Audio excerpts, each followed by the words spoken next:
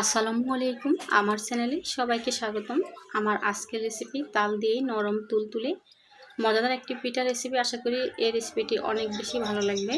আর পুরো ভিডিও জুড়ে তোমাদের সাথে থাকবো আমি জান্নাত। প্রথমে দেখো এখানে 1 কাপ চালের গুঁড়া নিচ্ছি। তো আজকের পিঠাটা আমি সম্পূর্ণ মাপ মতো তৈরি করব। এখানে নিচ্ছি আরও হাফ কাপ চালের গুঁড়া, তো 1.5 কাপ চালের গুঁড়া নিলাম। আর এখানে নিচ্ছি ময়দা, তোমরা চাইলে ময়দার পরিবর্তে আটাও নিতে পারবে। তো যতটুকু চালের গুঁড়া নিলাম ঠিক ততটুকু ময়দা নিলাম। যদি পরিমাপটা ঠিকঠাক থাকে তাহলে পিঠাটা একদম চপ তুলতুলে হবে আর অনেক বেশি মজাদার হবে। এখানে দিয়ে দিচ্ছি উঁচু করে 1 কাপ চিনি। তো চিনিটা আসলে সবাই সবার পছন্দ মতো দিবে, কম বেশি করে নিবে, যে যতটুকু পছন্দ করো। দিয়ে দিচ্ছি হাফ চা চামচ লবণ। আর মিষ্টি খাবারে লবণ দিলে কিন্তু মিষ্টির ব্যালেন্সটা একদম পারফেক্ট হয়। এবারে দেখো এখানে দিয়ে দিচ্ছি হাফ কাপ সুজি। আর সুজিটা আসলে অপশনাল, চাইলে দিতে পারো, না চাইলে স্কিপ করে দিতে পারো। এবারে হ্যান্ড উইচ দিয়ে সম্পূর্ণ শুকনো উপকরণটা আমি ভালোভাবে মিশিয়ে নিচ্ছি। তো হাত দিয়েও মেশাতে পারবে। ভালোভাবে মিশানো হয়ে গেছে। এবারে দেখো মাঝখানে একটু গর্ত আকারে গড়ে নেব, যাতে তালটা দিতে সুবিধা হয়। আর এই তালটা আমার ফ্রিজে ছিল, ফ্রোজেন তাল। আর অনেকে কিন্তু এভাবে করে তালটা ফ্রোজেন করে রাখে পরবর্তী পিঠে খাওয়ার জন্য। তো যাদের বাসায় তাল আছে এখনও সংগ্রহে, তারা খুব সহজে মজাদার আর ইউনিক পিঠাটি তৈরি করে নিতে পারে। বাসার সবাই অনেক বেশি পছন্দ করবে, বিশেষ করে বাচ্চারা অনেক বেশি পছন্দ করবে এই পিঠাটা। তাল দেওয়া হয়ে গেছে। এখানে আমি সার্ভিং চামচে উঁচু করে 3 চামচ তাল দিয়েছি। আর তালটা যেহেতু অনেকটাই ঘন, সেজন্য তালটা আমি এর চেয়ে বেশি দেবো না। এবারে হ্যান্ড উইচ দিয়ে ভালোভাবে মিক্স করে নিচ্ছি। তো এটা অনেকটাই ঘন হয়ে গেছে। এবারে দেখো আরেকটু তাল দিয়ে দিলাম।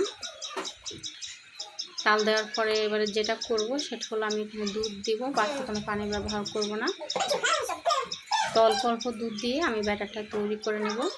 আর তোমাদের সাথে আছি আমি জান্নাত। আর ছোট্ট একটি অনুরোধ করছি, আমার এই রেসিপিটি যদি তোমাদের কাছে এতটুকু ভালো লেগে থাকে তাহলে একটি লাইক করে দিও প্লিজ। তোমার একটি লাইক আমার এই রেসিপিটা অন্যদের কাছে পৌঁছাতে সাহায্য করে।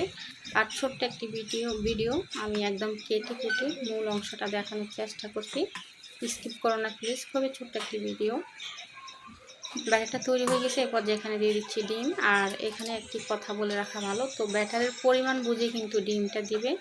যদি ব্যাটার বেশি হয় সেক্ষেত্রে 2টো ডিম, আর কম হলে 1টি ডিম। যেহেতু আমার ব্যাটারটা অনেকটা বেশি, আমি ফ্যামিলির জন্য সবার জন্য পিঠাটা তৈরি করছি, সন্ধ্যার নাস্তা একদম পেট পুরে খাওয়া যাবে। তো সেক্ষেত্রে আমি 2টো ডিম দিলাম এখানে। ব্যাটারটা একদমই আমার তৈরি হয়ে গেছে। এবারে সরাসরি চলে এলাম। তো এই পিঠাটা তৈরি করতে খুব একটা তেলের প্রয়োজন হয় না, একদম অল্প তেলে এই পিঠাটা তৈরি করা যায়। তেল না দিলেও চলে যদি এভাবে ফ্রাইং প্যানে পিঠা তৈরি করো। আর যদি কড়াইতে করো সেক্ষেত্রে সামান্য পরিমাণে একটু তেল লাগতে পারে।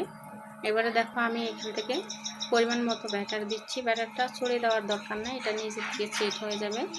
আর ঢাকনার যে ছিদ্রটা সেটা আমি বন্ধ করে দিয়েছি, জাস্ট কয়েক সেকেন্ড অপেক্ষা করেছিলাম। এরপরে দেখো এখানে দিয়ে দিচ্ছি কিশমিশ। এরই মাঝে পিঠাটা কিন্তু অনেকটা ফুলে উঠেছে। এখানে আমি কোনো খাবার সোডা বা বেকিং পাউডার বা বেকিং সোডা কিছুই ব্যবহার করিনি, এমনিতে পিঠাটা ফুলে উঠেছে ডিম দেওয়ার কারণে।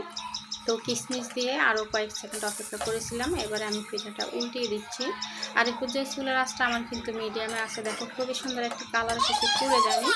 আর এরকমই যদি সুন্দর পিঠা তৈরি করতে চাও সেক্ষেত্রে প্রতিবার পিঠা উঠানোর পরে টিস্যু দিয়ে প্যানটা মুছে দিবে। আর আমার পিঠাটা বানানো হয়ে গেছে। পিঠাগুলো আমি একটি ছিদ্রযুক্ত চালনিতে রেখেছি যাতে এটা লেগে না যায়, চিটচিটে না হয়ে যায়। তো খুবই সুন্দর হয়েছে পিঠাগুলো, কালারফুল আর আকর্ষণীয়, খেতে কিন্তু অসাধারণ হয়েছিল। তো বন্ধুরা কেমন লাগলো আমার তাল দিয়ে অসাধারণ পিঠা রেসিপি? ভালো লাগলে একটি লাইক করে দিও প্লিজ। আর প্রতিদিন এরকম নতুন নতুন রেসিপিতে আমার চ্যানেলটি সাবস্ক্রাইব করে পাশে থেকো। সবাই ভালো থেকো। আমার চ্যানেলটি একেবারে নতুন, সাবস্ক্রাইব করে দিও প্লিজ। তোমাদের সাপোর্ট পেলে আমি ভবিষ্যতে ভালো কিছু করতে পারবো। আল্লাহ হাফেজ।